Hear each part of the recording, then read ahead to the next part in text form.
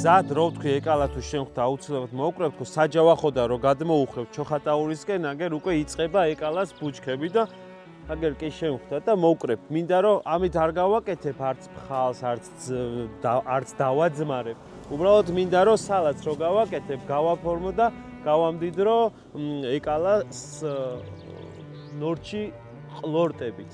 და ვინ იცის კიდე გურულად ამას რა ქვია ეკალას რას ეძახიან და ნახე დაცვარულია გარეცხილია უკვე კაი